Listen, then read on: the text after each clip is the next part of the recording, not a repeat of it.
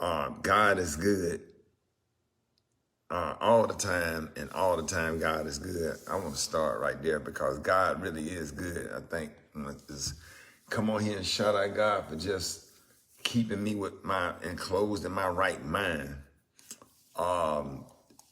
3 years ago, 3 years ago today, 3 years ago today, I buried my grandfather. And I don't know, all day I've been feeling some kind of way, and I just couldn't really understand why I was feeling what I was feeling. I think that's what it was. Something probably triggered me. And then when I called my uncle, he reminded me that today was the day that we buried my grandfather. And I'm not doing this video for sympathy or anything like that. I'm good. Or whatever, I'm human, and I'm sure you going through what you going through, you know, because you missing your loved one as well. It ain't about me. I think the thing that just really, looking on my Facebook memories, the thing that really just kind of got me emotional and got me toe up, looking back and looking at the video, as they would say in the streets, man, I took that loss like a G. You know, I watched my grandfather leave his house. And when he was leaving his house, when the ambulance came, I knew that my grandfather was never coming back to his home again that he built himself. I went over to the hospital, and my grandfather, I was there with him, and I had to go on the road. And I remember right before I was getting ready to get introduced to go on stage in New Orleans, I got a phone call that he had passed away. And probably like 2 or 3 minutes later, I was on stage performing. I had to perform. I had no choice. Martin Lawrence was already on stage. I had to put that phone on silent and put it in my back pocket and go on stage. And I had to work, you know. And I remember going home that night and getting up, going to the funeral home probably the following morning or that Monday to pick out his stuff, get everything put together. And then I had to leave because I had important meetings in LA. So I had to leave Birmingham after I made funeral arrangement, and I had to get on a plane and fly all the way to LA. And I can't even begin to tell you, coming back to Birmingham that Friday, I had some really, really important meetings in LA. But getting on the plane that Friday morning, and I did radio every day. I never took a day off work. I had to work, you know, because, and I'll explain all that at the end. I got on the plane and flew 4 hours. I was having anxiety on the plane, knowing that I was about to, as soon as that plane landed, I was about to jump in my car and go straight to the funeral home to an open casket. I already knew, you know, and I had to do that. Got back to the house, family was at the house, and we had the funeral the next day. And I remember after the funeral, cemetery, the repast, leaving the repast early because I had to perform in Jackson, Mississippi that night. And one thing that I learned, and the only thing that makes me sad right now is when I look at the Facebook videos of me in my dressing room getting ready to go on stage, like that within itself made me cry today because I was getting ready to perform, but I knew how I was feeling on the inside, you know. I had just buried like my best friend and the man that stepped up to the plate when my dad died and raised me, and got to go out here and perform and had to do business and you can't cancel no show. You just can't. You can't cancel no show, you know, because their granddaddy died too. Their mama died. Their son died. I remember this before the pandemic. I remember going on stage seeing people with masks on. And it wasn't even a pandemic. Mask on, I saw people with oxygen tanks, and probably going to see Martin Lawrence and Rickey Smiley and Bruce and whoever else was performing that night. Probably was the last thing that a lot of them was going to get to do before they leave this earth. So who are you to cancel the show when somebody else is suffering as well? I remember getting to the church early. I got there before the body got there. And I stood at that door and I greeted every single person that came to my granddaddy's service and thanked them for coming. And just trying to be a good man. I saw what my granddaddy did at my dad's funeral. He did the same thing. And I just tried to mimic that and just try to be upstanding and respectful and being a comforter. Because I remember the guy that would come and trim my granddaddy's mustache. My granddaddy barber came. You know, the dude was crying, you know what I'm saying? The dude was really saying I had to be there to comfort him and a few others that just really don't take death like I take death. I was okay. I was at peace. But man, I just can't, you know, the lesson for all of this is much is given, much is required.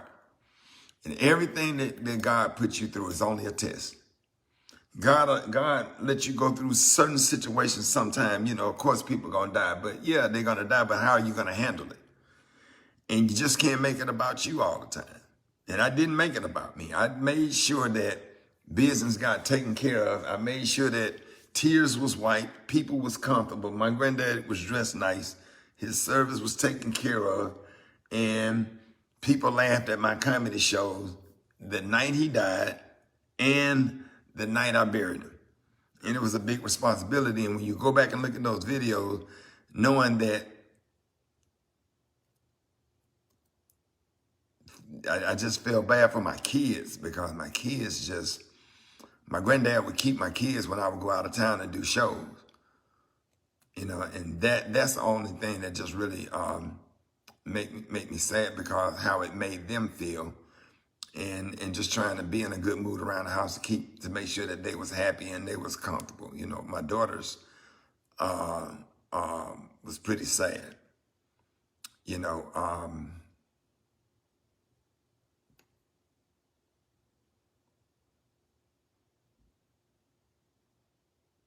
it was a time. And you know, when I think about that, I just think about all of the people that's suffering right now. And sometimes these funeral services be popping up on Facebook where these young people be getting killed. And I be thinking about all that. I just could not fathom a mother that have to bury a kid. I would die. I don't see how they did it and how they went through it, you know. Having to bury their kids. And the ones that got to go to dialysis, and the ones that's fighting, dealing with breast cancer and prostate cancer, all the people that's sitting in the audience. And just like a pastor, God give you a spirit of discernment as well, because I can look in the audience and look at folks and tell that they sick. I can be on stage and be in the middle of a joke and make eye contact with somebody, and they just be glowing sometimes. Sometimes they just be glowing.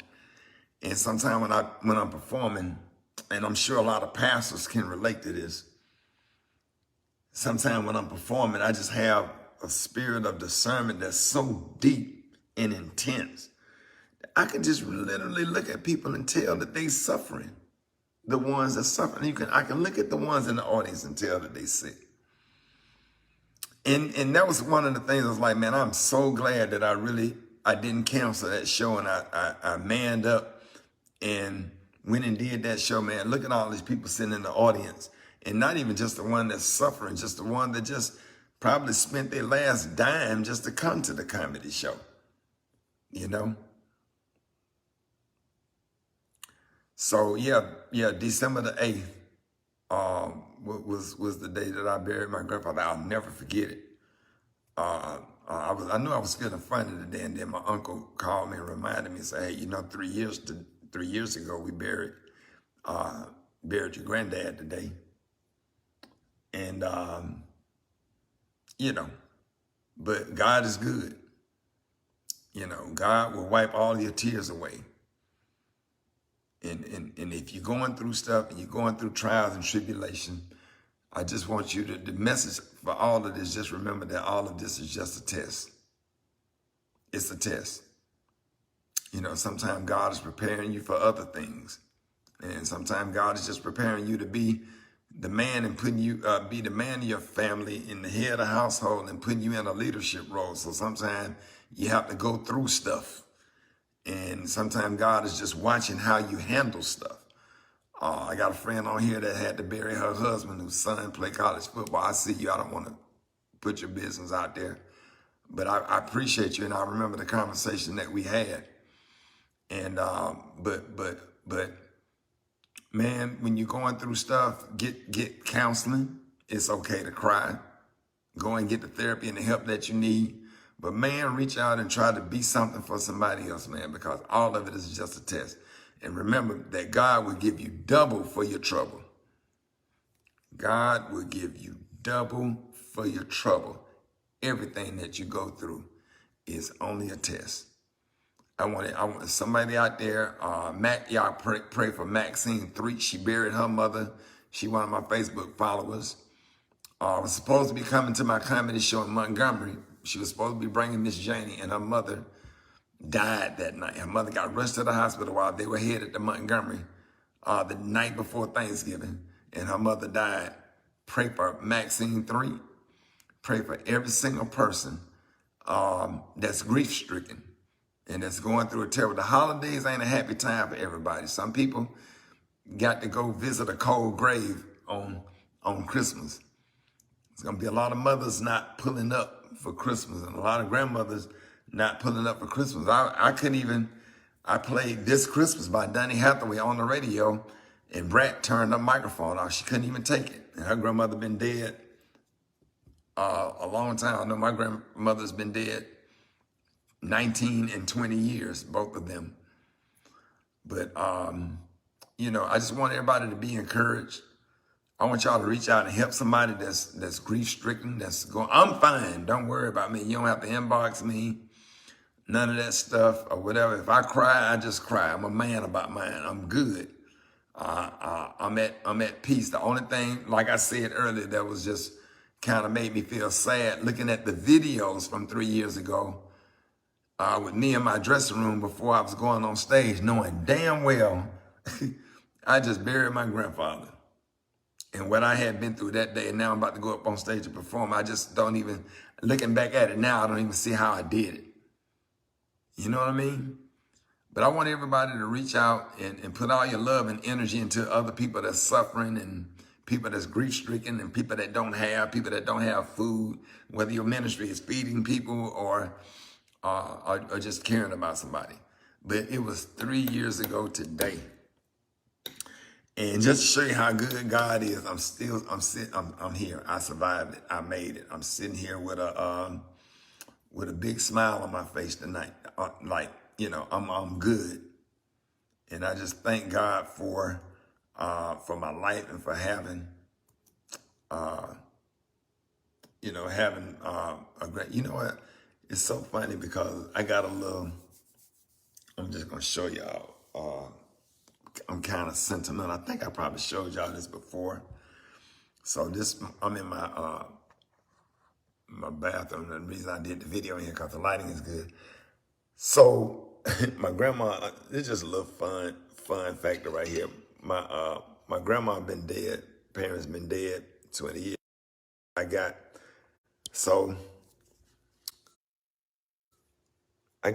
still got my grandmother's perfume. She used to wear this a lot. She used to love this. Look at that.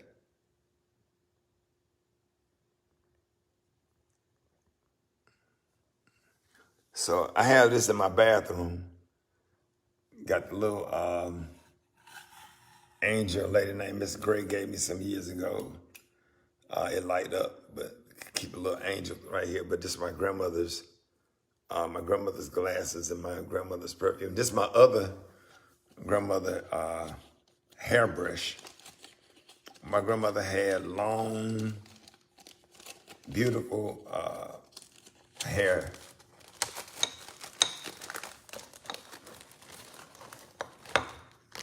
I put it in a Ziploc bag. But this is my grandmother's hairbrush. It still got my grandmother's hair in it. And she been dead probably about 19 years now. And under here, look at here.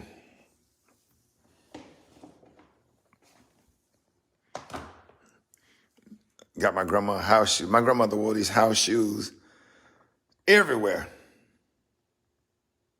My grandma wore these house shoes to the school. Every time I got suspended or they had to talk to the teacher, my grandma always had these house shoes on.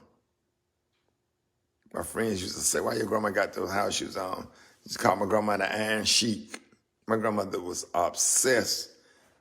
And everybody knew my grandmother knew that she always had these house. She wore these everywhere. Everywhere. Because they was dressy house shoes. But I always keep them up under here. I got all my grandma's stuff, and they've been here 19 years. I got my granddad's favorite suit hanging up in the closet. I wasn't going to bury him in it. I just bought him a suit just like that one and buried him in that one. But I kept his favorite suit. I got it hanging up in the closet. I'm going to have a tailor to cut it up and cut it down so it can fit me and I can wear it. So I hope y'all encouraged, man. Thank y'all for watching this video.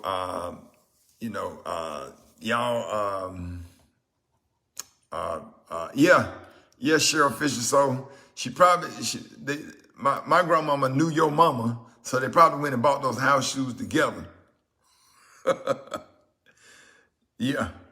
So I don't know what kind of perfume this is, but if you still have if your grandmother's deceased and you still got your grandma perfume, one thing you can do, take a drop of your grandma perfume and pour it into a tea candle and light it in your bathroom.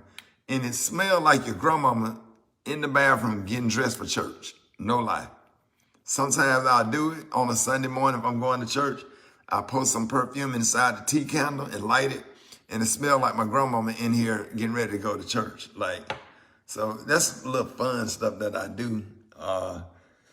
Just kind of having that feeling with playing church music in the bathroom and it smells like your grandmama in here because you can smell that sweet smelling, I don't know where they got this perfume from. It was right here when she died and it has evaporated all the way here. She's been gone 20 years.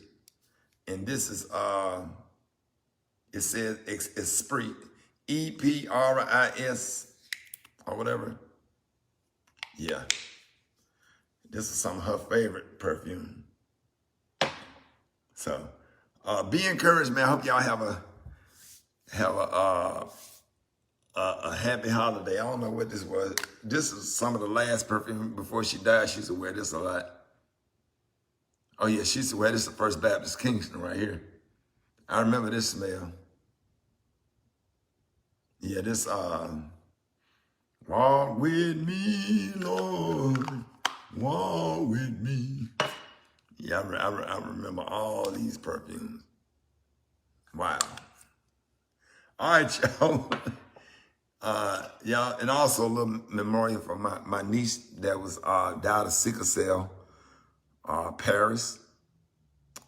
She passed after my granddad, and my granddad's brother died like 3 months.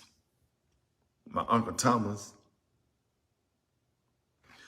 And my granddad's brother in the video, sitting on the front row of my granddad's funeral, he died 3 months later. So it's been a lot. So, all right, y'all, I love y'all. Y'all have yeah, sure, I miss my folks too. Y'all have a blessed night. I hope I didn't bring nobody's spirit down, but y'all go out there and be something to somebody. People are hurting and suffering. So, just know that if God bring you to it, he'll see you through it. All right, love y'all. Peace.